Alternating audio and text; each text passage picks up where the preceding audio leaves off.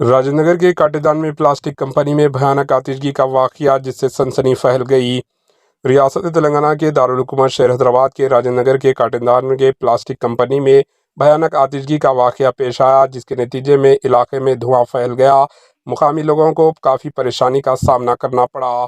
اطلاع ملنے پر مقامی پولیس، فائر فائٹرز مقامی حادثہ پہنچ گئے، آگ بجھانے کی کوشش کر رہے ہیں۔ آگ کی وجہ سے علاقے میں کثافتی دھواں کی وجہ سے علاقے میں سنسنی خوف کا ماحول دیکھا گیا۔ Bureau report, AHN news.